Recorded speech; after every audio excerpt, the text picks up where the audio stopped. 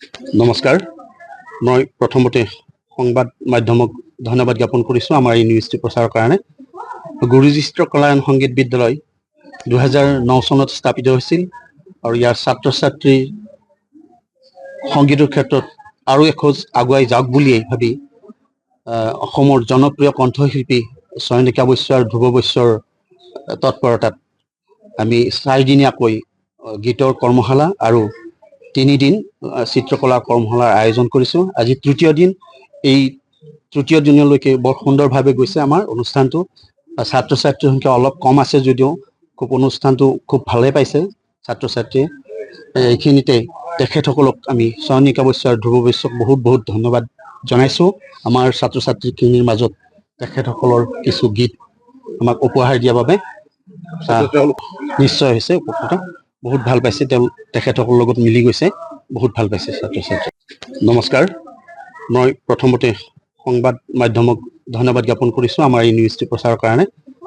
গুৰুজীষ্ঠ কলায়ন সংগীত বিদ্যালয় 2009 চনত স্থাপিত হৈছিল আৰু ইয়াৰ ছাত্ৰ ছাত্ৰীৰ সংগীতৰ ক্ষেত্ৰত আৰু এখোজ আগুৱাই যাওক বুলিয়েই ভাবি অসমৰ জনপ্ৰিয় কণ্ঠশিল্পী চয়নিকা বৈশ্য আৰু ধ্ৰুৱ বৈশ্যৰ তৎপৰতাত আমি 4 দিনীয়াকৈ গীতৰ কৰ্মশালা আৰু 3 দিন চিত্ৰকলাৰ কৰ্মশালাৰ আয়োজন কৰিছোঁ। আজি তৃতীয় দিন।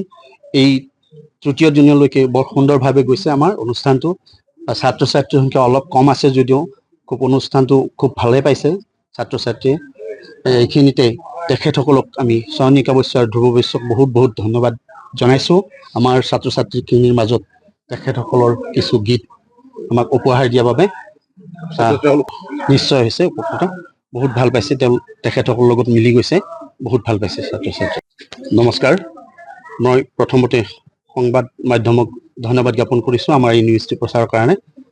গুৰুজীষ্ঠ কলায়ন সংগীত বিদ্যালয় 2009 চনত স্থাপিত হৈছিল আৰু ইয়াৰ ছাত্ৰ ছাত্ৰীৰ সংগীতৰ ক্ষেত্ৰত আৰু এখোজ আগুৱাই যাওক বুলিয়েই ভাবি অসমৰ জনপ্ৰিয় কণ্ঠশিল্পী চয়নিকা বৈশ্য আৰু ধ্ৰুৱ বৈশ্যৰ তৎপৰতাত আমি 4 দিনীয়াকৈ গীতৰ কৰ্মশালা আৰু 3 দিন চিত্ৰকলাৰ কৰ্মশালাৰ আয়োজন কৰিছোঁ। আজি তৃতীয় দিন। এই তৃতীয় দিনলৈকে বৰ সুন্দৰভাৱে গৈছে আমাৰ অনুষ্ঠানটো। ছাত্ৰ ছাত্ৰীৰ সংখ্যা অলপ কম আছে যদিও অনুষ্ঠানটো খুব ভালেই পাইছে ছাত্ৰ ছাত্ৰীয়ে। এইখিনিতে তেখেতসকলক আমি চয়নিকা বৈশ্য আৰু ধ্ৰুৱ বৈশ্যক বহুত ধন্যবাদ জনাইছোঁ। আমাৰ ছাত্ৰ ছাত্ৰীখিনিৰ মাজত তেখেতসকলৰ কিছু গীত আমাক উপহাৰ দিয়াৰ বাবে নিশ্চয় হৈছে উপকৃত। বহুত ভাল পাইছে, তেখেতসকলৰ লগত মিলি গৈছে, বহুত ভাল পাইছে ছাত্ৰ ছাত্ৰী। নমস্কাৰ, মই প্ৰথমতে সংবাদ মাধ্যমক ধন্যবাদ জ্ঞাপন কৰিছোঁ আমাৰ এই নিউজটি প্ৰচাৰৰ কাৰণে। গুৰুজীষ্ঠ কলায়ন সংগীত বিদ্যালয় 2009 চনত স্থাপিত হৈছিল আৰু ইয়াৰ ছাত্ৰ ছাত্ৰীৰ সংগীতৰ ক্ষেত্ৰত আৰু এখোজ আগুৱাই যাওক বুলিয়েই ভাবি অসমৰ জনপ্ৰিয় কণ্ঠশিল্পী চয়নিকা বৈশ্য আৰু ধ্ৰুৱ বৈশ্যৰ তৎপৰতাত আমি 4 দিনীয়াকৈ গীতৰ কৰ্মশালা আৰু 3 দিন চিত্ৰকলাৰ কৰ্মশালাৰ আয়োজন কৰিছোঁ। আজি তৃতীয় দিন। এই তৃতীয় দিনলৈকে বৰ সুন্দৰভাৱে গৈছে আমাৰ অনুষ্ঠানটো।